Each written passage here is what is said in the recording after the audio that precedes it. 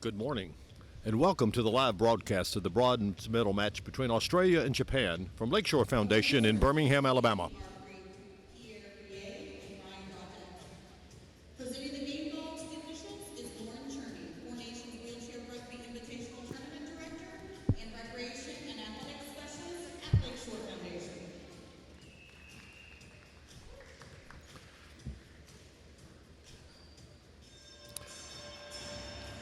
This is the bronze medal match between Australia and Japan, live this morning from the Lakeshore Foundation in Birmingham, Alabama. Hello, I'm Gary Pate, and I'll be bringing you this match between the number 1 and 2 ranked teams in the world, followed by the gold medal match at 1 o'clock between the United States and Great Britain. Still got plenty of time to get out for this game and for the afternoon match. Would love to have you here. Whichever team wins this game will not be an upset. They've played twice in this tournament. On Wednesday, Japan beat Australia by 1, 53-52. On Thursday, Australia beat Japan by 1, 52-51. Each team has scored 104 points, and each team has given up 104 points against each other. So this truly is the rubber match. I'm not sure that either team thought they would be in the bronze medal game. They both came in with hopes of winning a gold. And in fact, they ended up with a 3-3 record, as did all 4 teams in this tournament. The seeding took place for the medal games based on the IWRF, the International Wheelchair Rugby Federation, tie-breaking system. Based on the tie-breaking system, Great Britain ended first, the United States second, putting them in the gold medal game, putting Australia and Japan in the bronze medal match. This is probably the toughest match to play of almost any tournament because both teams did come in with higher hopes, thinking they'd be playing for the gold. Then you've got to get up to come play this game.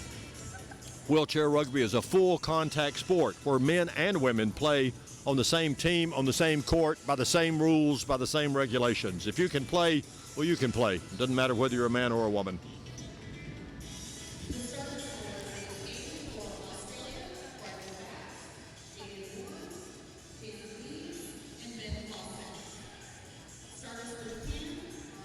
Wheelchair rugby was originally known as murder ball. You may be familiar with the Oscar-nominated film by the same name. Much of that film was actually filmed here at Lakeshore Foundation. Wheelchair rugby is played across the world, from the USA to South Africa, from Finland to Israel, from Australia to South Korea. All over the world this sport is played. Now, under current IWRF rankings, Australia is the number 1 ranked team in the world, followed by Japan and USA. So the 1, 2, and 3 teams. Great Britain is currently ranked 5th, looking to move up in the rankings. Canada is ranked 4th, is not at this tournament. So with the numbers 1, 2, 3, and 5 teams in the world here, this is truly the best of the best. Today's 10 o'clock game is Australia and Japan. Today's 1 o'clock gold medal game is USA and Great Britain. There is still time to come out, and there's no better way to start off your Memorial Day weekend.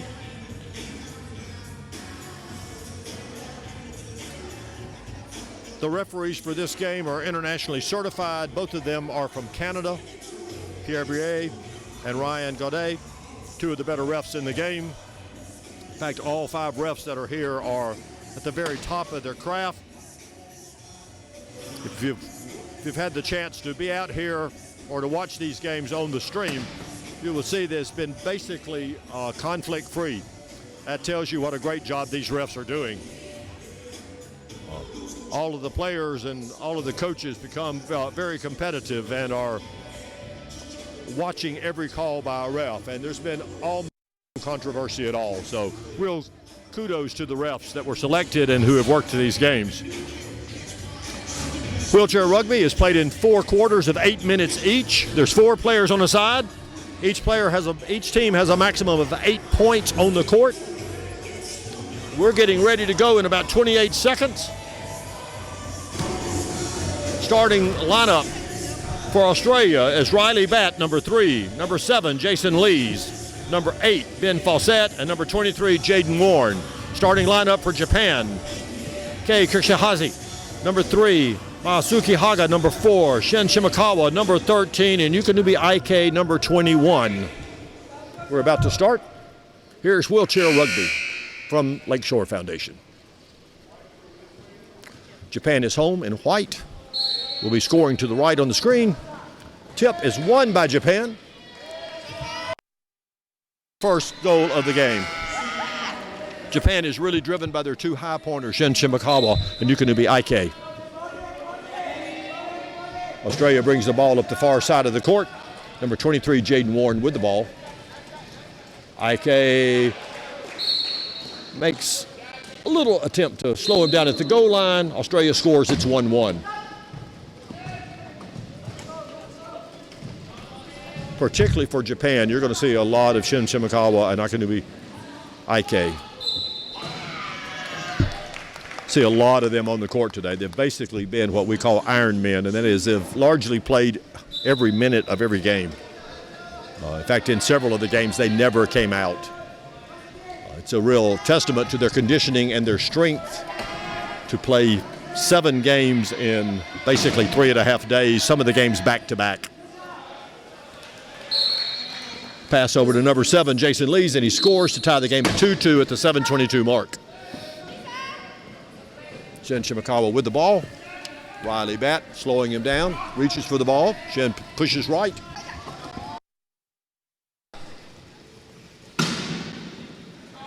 And score for Japan, number 13, Shin Shimakawa. You're going to hear his name a lot in this game, a lot of scores by him. He and Ike are the scoring machines for the Japan team. Australia's got the ball at half court, slapped away, recovered by Japan. Riley Batt tries to get it back for Australia, but Shin Shimakawa with the ball, scoring to put Japan up 4-2 at the 6:48 mark. Inbound by Jason Lees to Jaden Warren. Warren with the ball, number 23. Approaches half.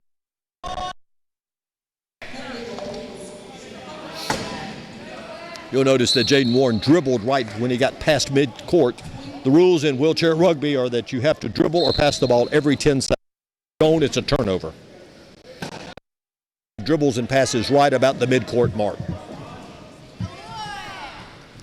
Haga with the ball.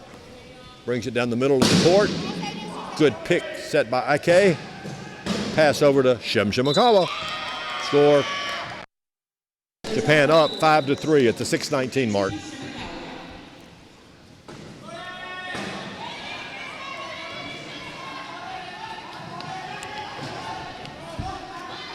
Long pass down the court to Riley Batt. Australia will do that a lot. Australia did that to USA last night several times, producing goals with only a few ticks left on the clock. In fact, Australia scored with less than a second length of the court, 0.09 seconds, a long pass like that. Riley Batt caught it right at the goal line and scored. Did it in about 0.6 ticks of a second. So that's one of Australia's weapons, is that long bonds in.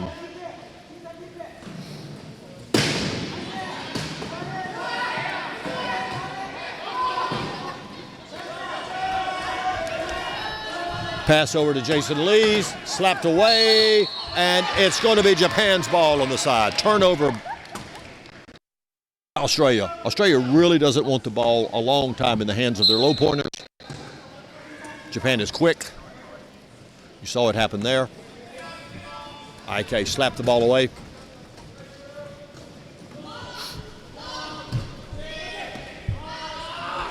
Pass at mid-court. Ike with the ball, unimpeded all the way to the goal line for a goal. Japan up 7-4.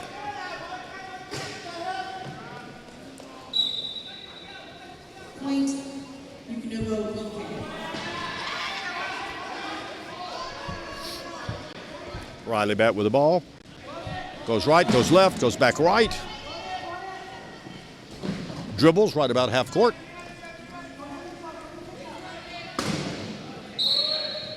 Score for Australia 7-5 at the 5:10 mark.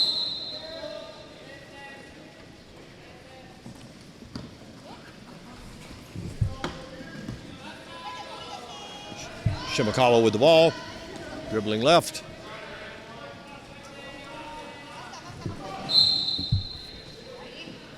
And that's a penalty goal. They called Riley Batt for reaching in, getting a little contact. The ref has an option at that point of either putting Shimakawa in the box with a foul, a penalty box, where he would stay for 40 seconds or until Australia scored, or he has the option of. It's 8-5 Japan at the 4:48 mark. Riley Batt with the ball.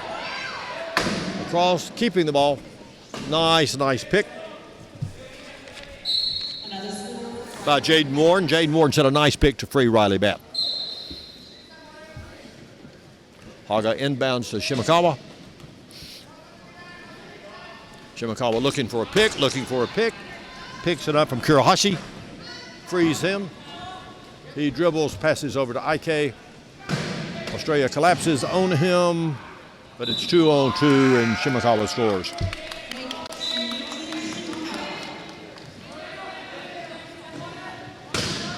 Both of these teams are capable of grinding it, workmanlike rugby, and also very, very capable of the long pass, the long attack. Again, the ball in the hand of a low pointer. You see that Japan swarmed him. He handed it off over his shoulder to Warren. Warren's trying to get it back to Riley Batt. Riley Batt, when he's in there, will be the main ball handler, obviously. Batt is the premier player for Australia, is the premier player for wheelchair rugby. Each team has a star. Riley Batt is the primary star for Australia. He has been named MVP, I believe, like 8 of 9 years in the Australian League, and his world games and in the Paralympics.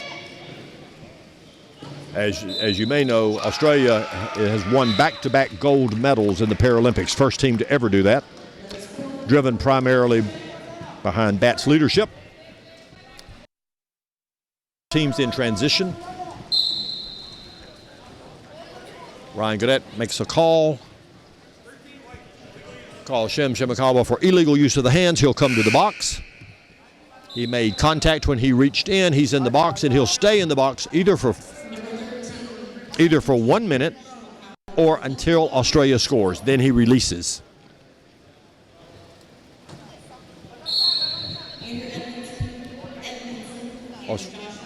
Australia inbounds. Batt has the ball. They're 4-on-3 right now. It's important for Japan not to foul. If Japan commits a foul during this time, then Shimakawa, in fact, would stay in the box.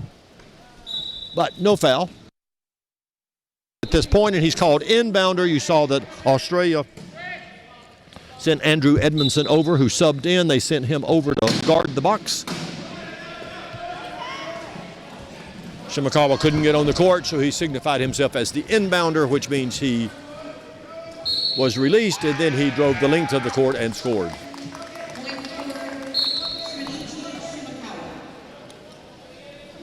Shimakawa. 11-8 Japan. Edmondson with the ball. They've got him deep. He's got 10, remember, they've got 10 seconds to inbound and 12 seconds to get it across midcourt.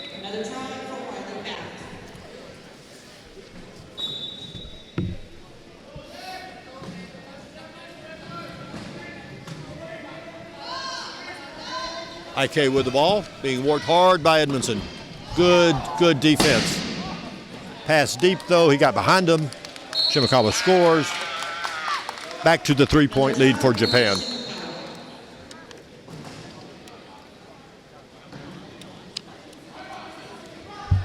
Long bump pass to Riley Batt. Can he run it down? Too far. It was too far. He is upset both at the pass and at his failure to catch up with it.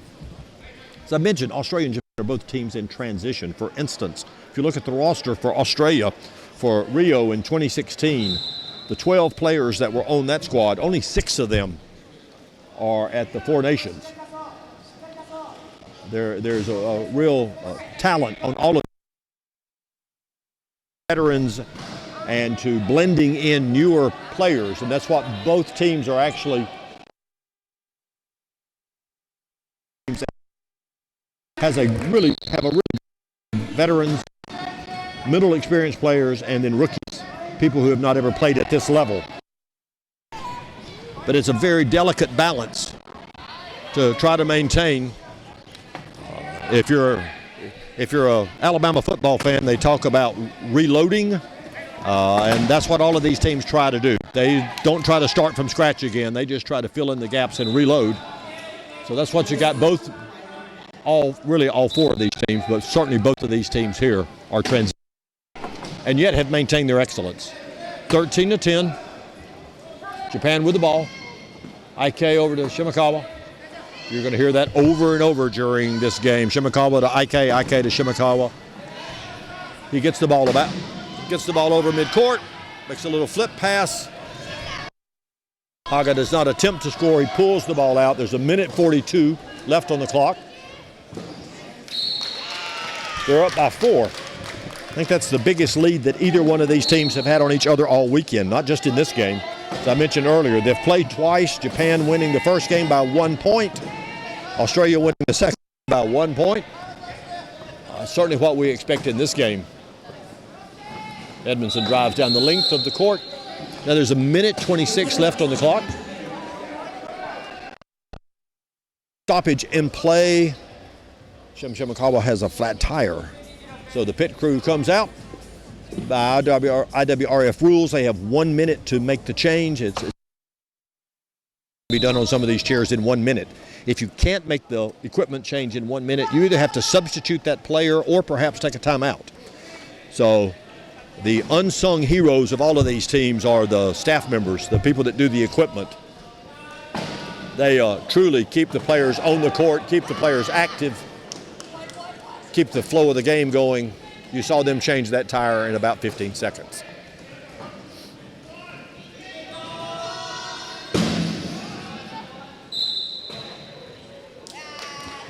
Now, that's the first violation of that type we've seen. Ryan Godet has called 4 in the key on Australia. The defensive team cannot have but 3 players in the rectangular key. So number 21, Josh Nicholson, entered the key when he should not have. There were already 3 Australian players in the key. Australia calls an equipment timeout. Edmondson's got an equipment issue of some type. You see the equipment guy coming out. The 4 in the key foul is served the same as the illegal use of hands foul, and that is he'll stay in there until 1 minute passes or until Japan scores, at which point he releases out of the box.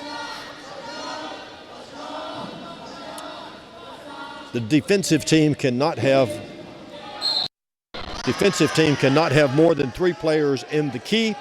No offensive player can stay in the key longer than 10 seconds. Both of those are designed to keep from clogging the key up.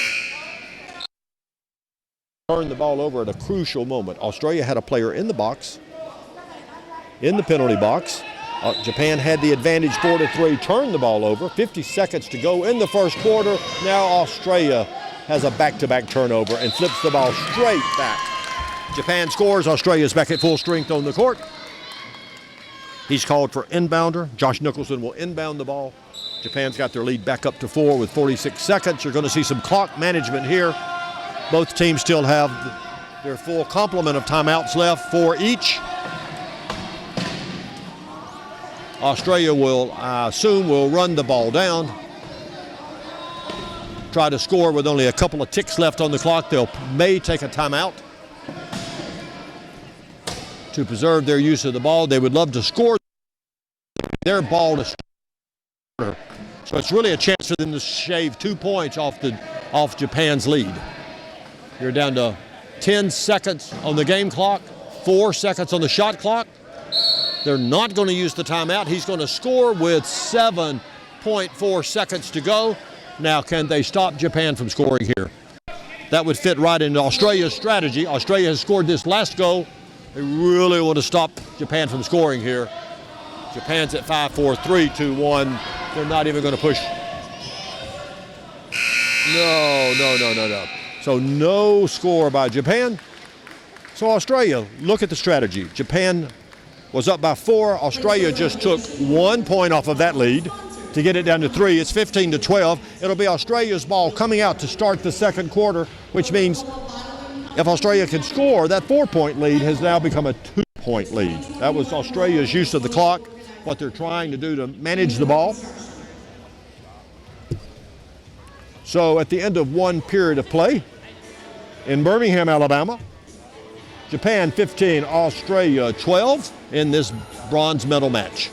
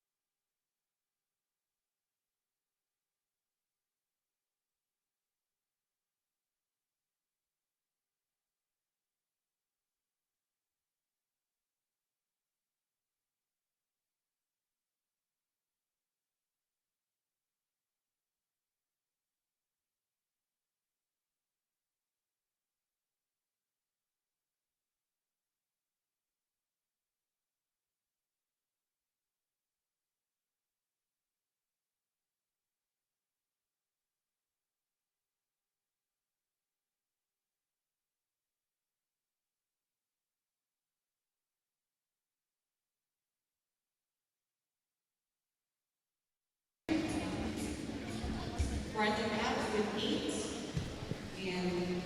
and Shimakawa with 11. So back to live action at Lakeshore Foundation. Japan up 15-12 to start the second quarter. It's Australia's ball coming in.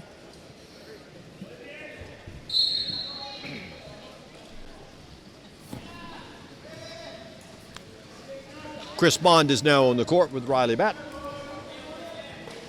Australia has changed their lineup. They're running what's called a high-low. They've got Riley Bat and Chris Bond, who are both classified as 3.5, which is the highest classification you can have in this.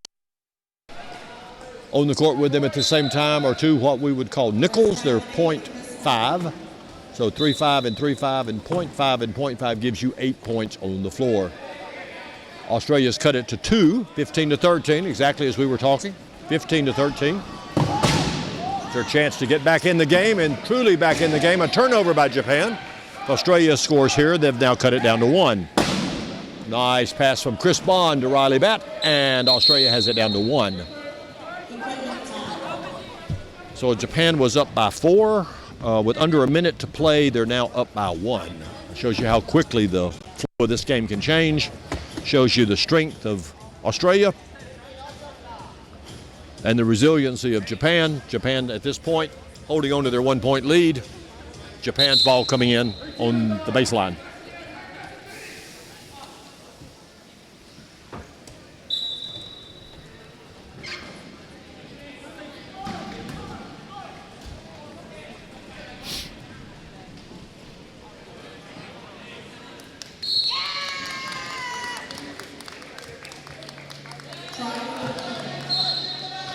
IK scores 16-14 Japan. Ball inbound from Bond to Bat.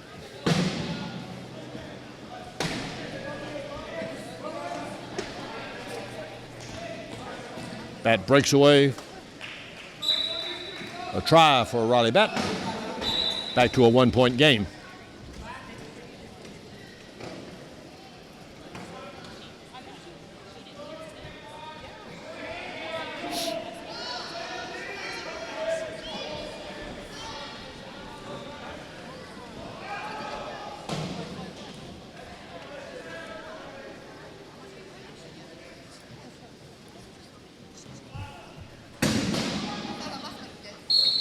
Score for IK. This is a very familiar court to IK. IK actually played in the United States during the season last year. All of the club teams in the States can have one import player, as they're referred to, if they choose to, and IK played for the Lakeshore Foundation. So this is a court he has spent a lot of time on in the last few months. Very familiar with it, as is the coach for Japan, Kevin Orr. Used to coach at Lakeshore Foundation. So this is home to Kevin Orr. Was a home away for home for IK.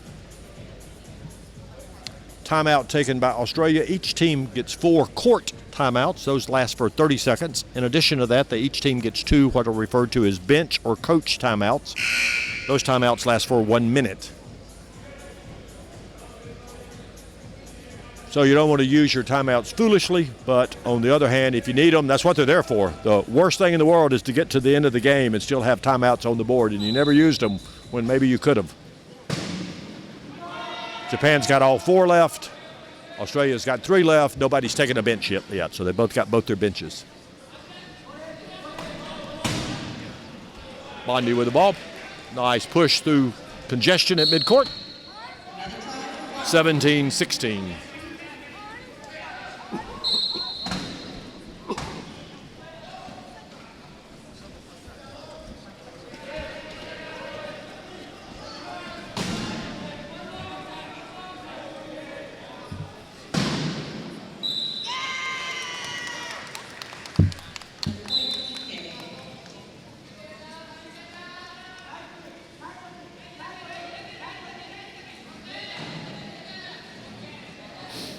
Riley Bat with the ball in the corner, makes a long pass.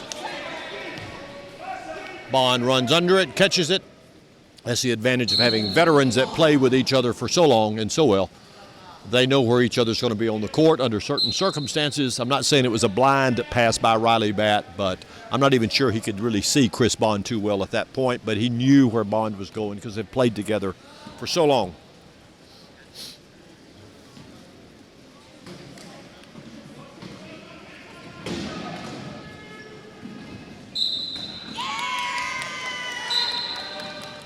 Shimakawa scores.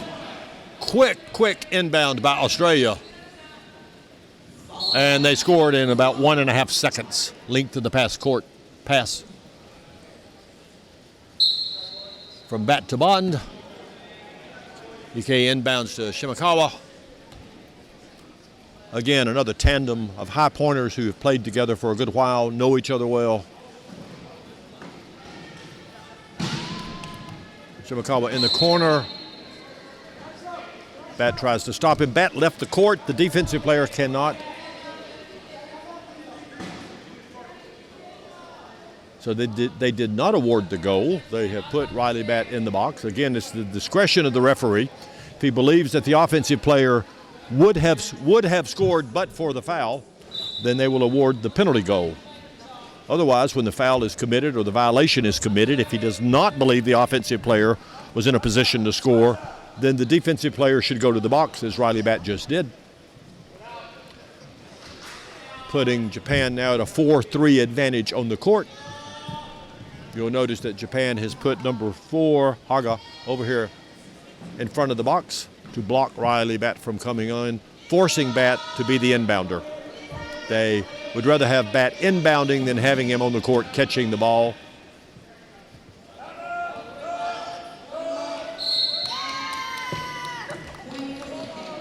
And Haga did not block him from getting on the court. That was his job.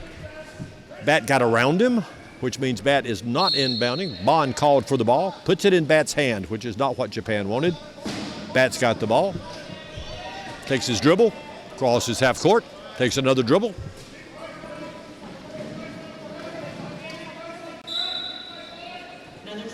Score Australia.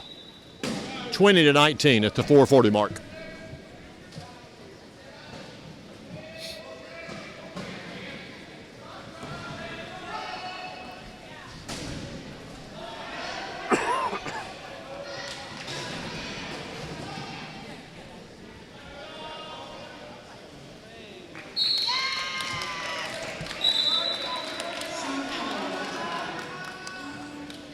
Shimakawa scores for Japan, gives Japan back up to the 2-point lead.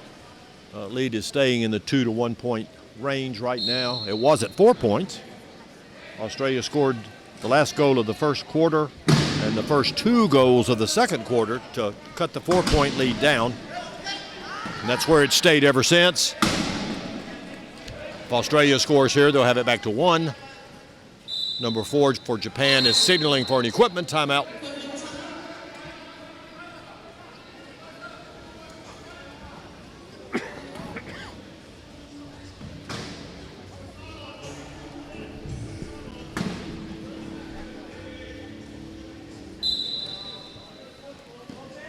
Japan inbounds the ball.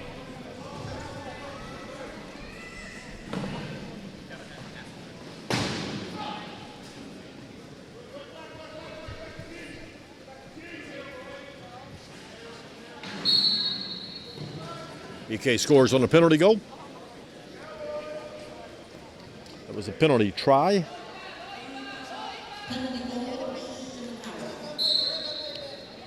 Prior to 2 years ago, the terminology in this sport, we referred to goals, the goal line, scoring a goal. Terminology now is a goal or a score is a try, and it's a try line rather than the goal line.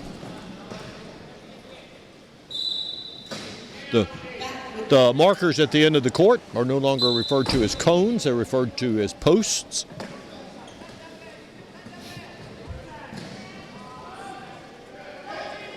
Inbound by Japan. EK to Shimakawa.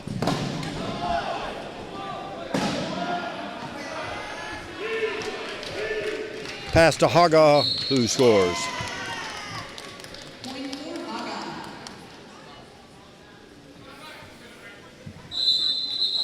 Equipment timeout.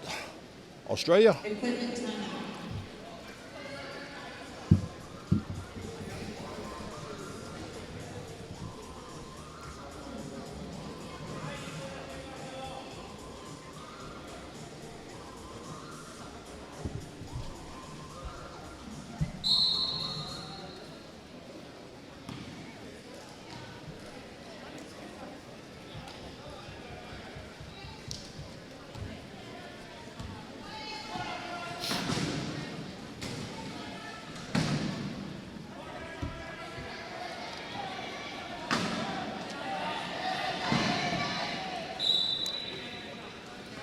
Try by Australia. Cuts it back to 1, 23-22 Japan at the 3-minute mark.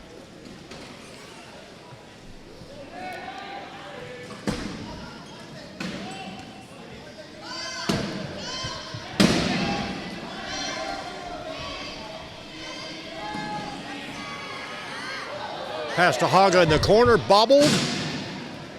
Good hit. Enabled Australia defense to get back. 20 seconds to go on the shot clock.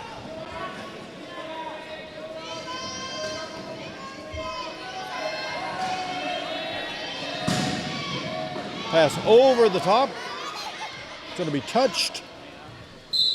Out of bounds off Australia, but only 5 seconds left on the shot clock for Japan. And Japan has taken its first bench timeout. That'll be a 1-minute timeout.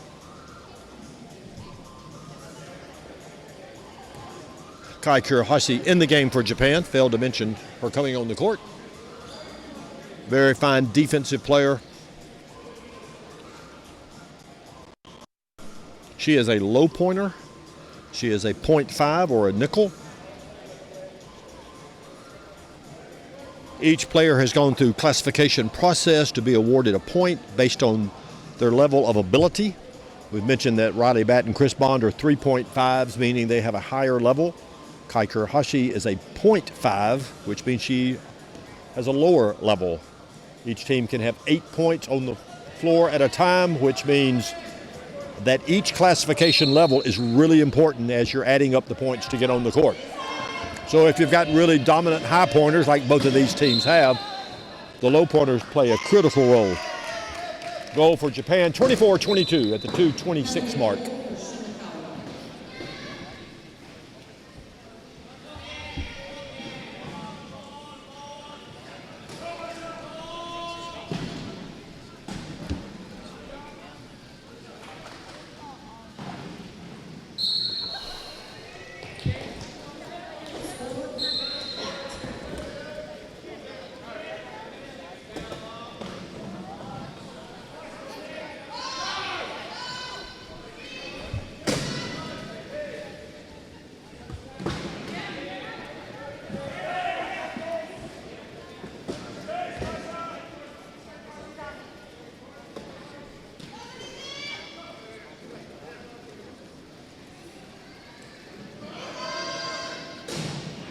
Nice pick by Kurohashi to set up Shimakawa's score. Good example of what a low pointer can bring to the game. Set a perfect pick. She's like a blocker on the offensive line. Nice push down the sideline by Bat. They collapse on him. Minute and a half to go in the half. Both teams will start managing the clock a little bit, figuring out when's the proper time to score. 15 seconds left on the shot clock. And the referee has put Shimakawa in the box for leaving the court. The important part of that is it resets the shot clock. It was down to 5 seconds, and now it's back up to 40 seconds. I think it was down to 15 seconds, and now it's back to 40. But still, the reset of the shot clock with a minute 15 to go in the quarter is very important for Australia's use of the clock. Australia's probably going to try to score at about the 50-second mark, somewhere in that range. It's at a minute. He scores at 59 seconds. That gives Japan, will get the ball back one more time, but it gives Australia the chance to score the last goal.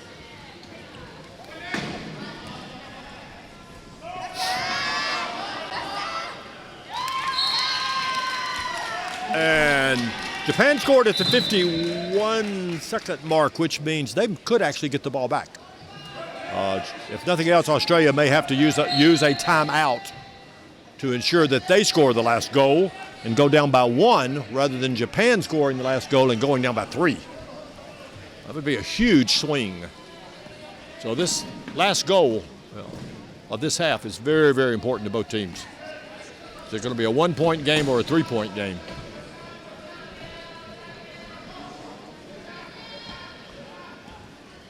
It's a 10-second differential between the shot clock and the game clock. Australia's going to run it down. They're not even trying to score yet. Ball gets slapped away. Bat gets it back. They've called a timeout with 16 seconds to go on the shot clock. 16 seconds on the game clock. That shot clock's going to be reset to 15. So if a timeout is taken under 15 seconds on the shot clock resets to 15 seconds. So there's now only a 1-second differential. Australia had to use a timeout, though.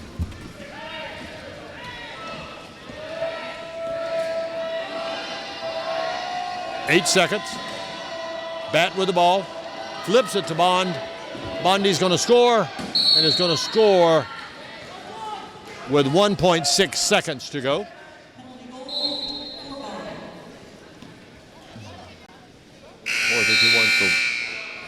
It's halftime. Australia managed that clock. It's 26-25 Japan, live from Birmingham, Alabama at the Lakeshore Foundation.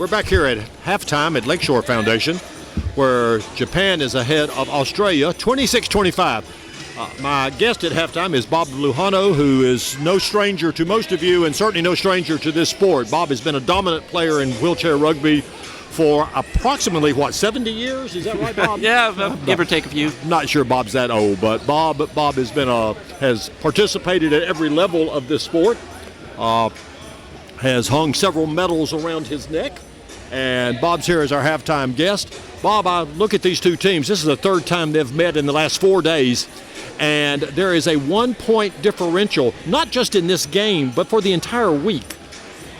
Japan has scored 130 points against Australia, and Australia has scored 129 against Japan. That is as evenly matched almost as you can get. Definitely. First of all, thank you for the introduction and welcome to everybody. Yeah, no doubt. And to me, what it symbolizes also is just a lot of tired players is what I'm saying today. After banging on each other for 4 or 5 days, you're definitely going to get worn out and definitely tired of pushing and seeing the same players. So this is the 7th game for these guys in 3.5 days. That is a lot of, and not just a lot of time on the court. It's been very intense rugby. It's been at the highest level. Yes, definitely, especially as we're coming near the end where, this is going to be placing whether you're first, second, or third. So you're definitely going to have your main guys play a lot. So really haven't seen that many subs. And, Jaden Warren playing a little bit for Australia. But, of course, Japan's going to play, both, Ike and Shimakawa pretty extensively the whole time. So, and, it might have affected some of the lineups without Daisuke being here. But, at the end of the day, it's the main guys are going to be going for it for the long haul over the last couple of days. And especially today, it's going to be them trying to decide where they're going to place. But no doubt the competition's been intense. It's been great going down to the last minute, last second for a goal to win a game or tie a game or going to overtime. So as a fan, it's been very exciting to see. And the strategy as well, always trying to get that last goal before the end of the quarter so you can have the first goal the next quarter. That's huge. That's exactly what Australia did. They actually played that very well at the end of the first quarter. And executed it to a T. Played it perfectly. You score in the final seconds, you then hustle back to protect the key, and they did it to it perfectly. Bob, this is I think the 13th game of this tournament. So before today, there had been 12 games played. Of those 12 games, 6 were 1-point games, 4 were overtime. Have you ever seen rugby like that in your life? No, and that's really, you take your hat off to the program, to the athletes, to the coaching. I played about 10 years ago, and not to say that the coaching wasn't good then, but no doubt the athlete has just gone to the next level. And the programming, looking for that athlete that's buying into your system, and then the athletes themselves making that commitment to be the best they can be, embracing the team's philosophy. It's all been on the up and up, and the way rugby is played today is just outstanding. You made a very interesting comment that if our listeners and viewers don't know, you actually played for a number of years for the coach for Japan, for Kevin Orr. How many years did you play with Kevin? Well, he was my USQRA coach for about 10 years, and then he was my U.S. coach for 7 years. So long time I've known Kevin Orr, know his philosophy, very much knows what he's thinking. Okay, so tell me what each team needs to be looking at in the second half then. Since you know his philosophy, tell me what he's looking at doing for the second half. Well, definitely Kevin is very much into being aggressive and being physical. No doubt they'll get that from Daisuke and Shimakawa. Not sure how long they'll get it just because they've been playing for so long every second. And really the same thing with Australia. If Bond and Bat are going to play the whole time, then definitely they're going for the win. What Kevin needs to do basically is like any other rugby. It's going to be the last quarter, getting that possession, getting the next one to start the quarter. And that's really going to decide the game as well as any hard hit for a turnover. So that's really what Kevin's looking for. Australia, very much the same thing. They have very good ball handling and, of course, the feared player of Riley Bat. But, at the end of the day, it's going to come down to that possession or that one turnover. That will decide really everything. Well, if you look at the closeness of their games, it's pretty reflective of the fact that these teams are pretty much mirror images of each other. Definitely, with the high-low lineup and two dominant. They have the same binders. strengths and the same weaknesses. Exactly, and give a slight favor to Japan with their low point play. Their low pointers and mid pointers are a little bit better than Australia's. So Japan scores the first goal of the second half to go up 27-25, and you were saying?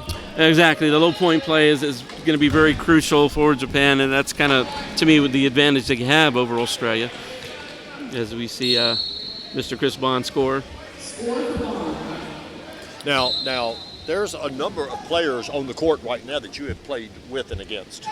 Definitely, yes, and no doubt, it's like I said earlier, it's about rugby going even to levels I've never seen before, where athletes are just amazingly strong, amazingly fast. Right. And we have another. EK scores, and Bob, and on that same vein, EK, who just scored, you played with him this past season. Exactly, and what an honor it was. He was a leader of our team, just outstanding human being more than anything. He played for the Lakeshore Demolition this past season, right? Exactly, and we hadn't played Division I in about 7 or 8 years, and he was the reason why we were to finish 5th in the nation this year. And again, his leadership, his skill set, his something he has and you can't keep coaching rugby is height and speed, and he has them both. Probably more than anyone else in all of rugby. So, well, one of the things that you don't necessarily pick up by watching rugby like this, but I had several people tell me during the season that not only was he an amazing player, but he was just an amazing person. Exactly. I've had a chance to go to dinner with him a couple times, and I got to really get to know him, who he is, and again, just outstanding human being, outstanding motivator. And again, just because of his effort alone, that made me want to go all out. So, did he help you with your Japanese? Yes, he did. He helped me by laughing at me every time I tried to speak it, so that really helped a lot. Fortunately, today's technology allows me to help communicate with him, which I wouldn't have before.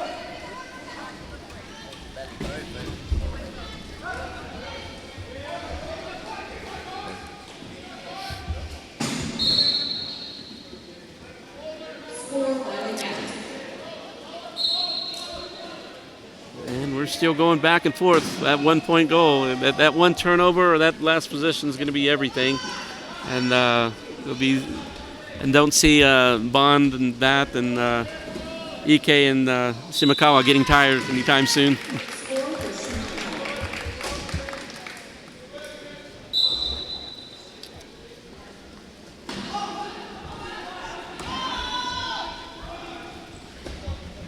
Bat with the ball, and they swarmed him. They've got 3 players on him. Dribbles left.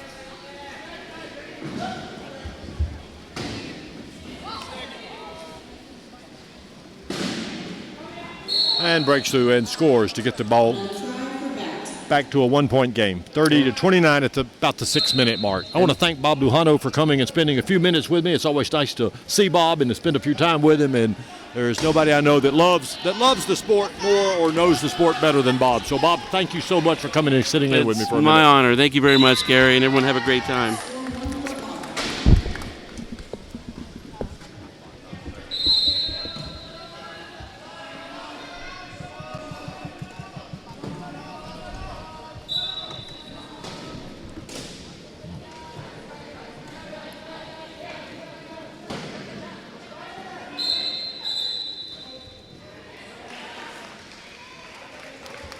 Got a timeout called by Australia. That'll be their 3rd one they've taken. They will be down to 1 timeout for the rest of this game. 1 floor timeout. They've still got their bench timeouts. Substitutions for Japan, Kishi and San Momomatsu. Japan is taking this opportunity to sub. Brought in 2 other low pointers. Kishi is on the court, as is Norimatsu. Kishi is a 0.5 or a nickel, and Norimatsu is a 1.5. That's basically what you're going to see out of Japan this second half, is IK and Shimakawa on the court and some rotation on the supporting players on the floor with them. Barring injury, I'd be very surprised to see either one of those players come out. Pretty sure Australia should match them equally with Bat and Bond playing Iron Men and being on the court the whole time. We've got an equipment timeout by Australia, a flat tire for Riley Bat.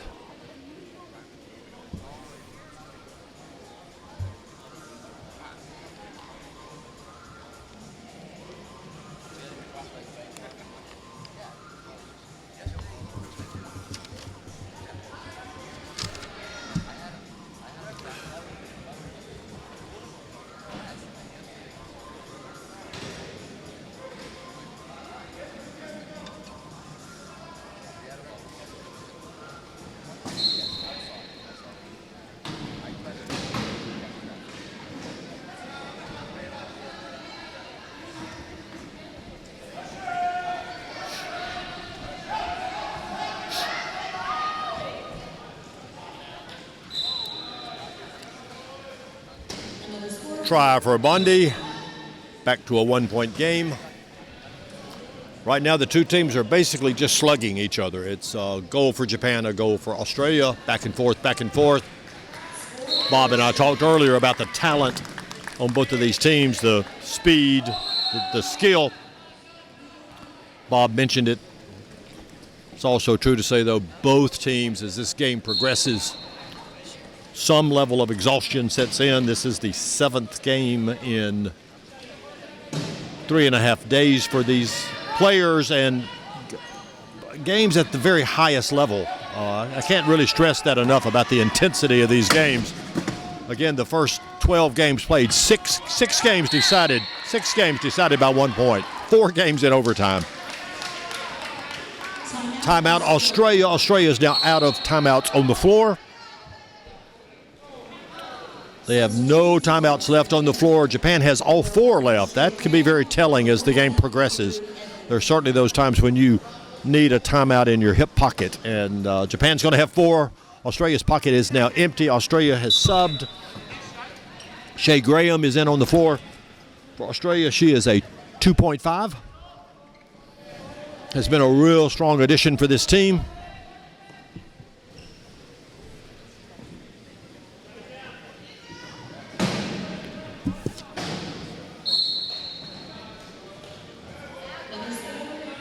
Bondi came out.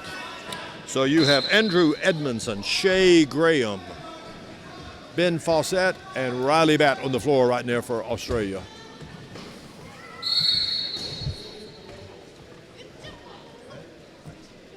We have a foul called on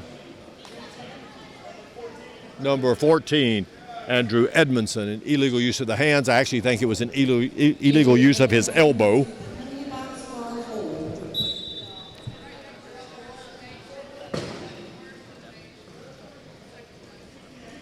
He'll be in the box for 1 minute or until Japan scores. Then he releases. 32-31. Japan's got a man advantage, 4-3. Japan scores. Edmondson back on the floor and identifies himself as the inbounder. So he pushes down to the try line. Inbound to Shea Graham. She pushes right. Puts the ball in Riley Bat's hands.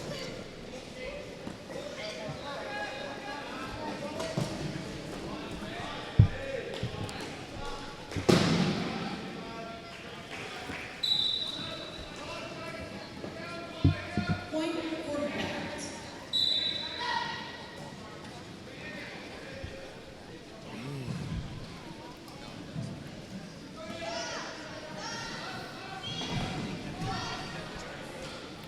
(33-32) Japan at roughly the 4-minute mark.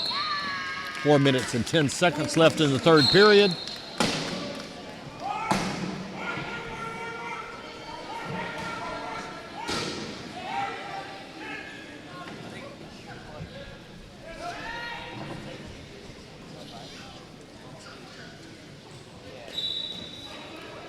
Another try.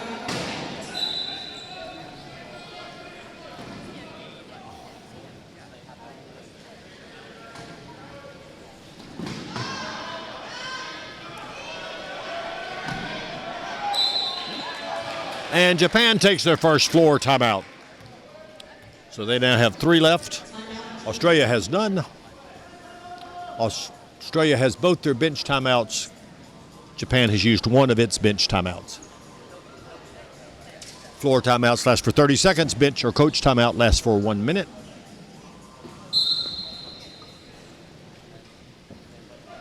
Japan inbounds Ike. Ike over to Shimakawa. Shimakawa pushes past half court.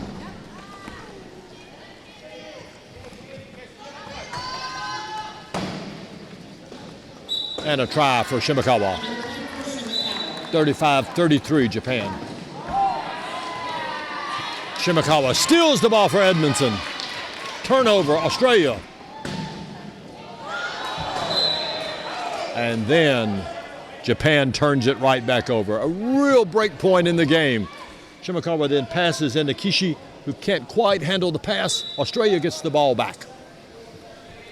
That was Japan's chance to make it a 3-point game. Australia escaped that one.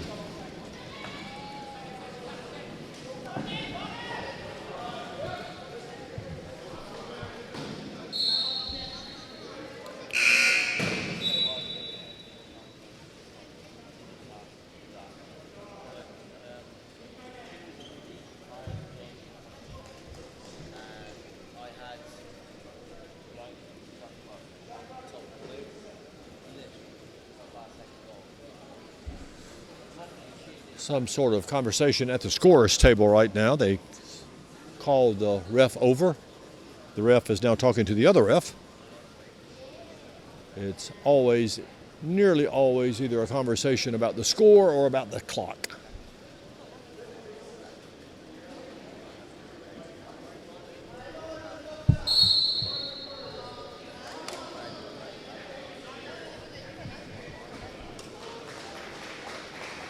Not sure what the call is.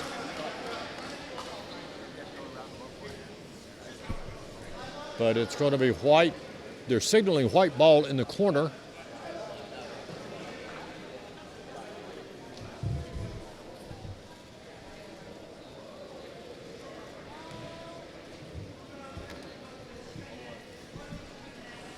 The Australian coach is at the table trying to understand what's happened. They took a point off the scoreboard, making it 35-33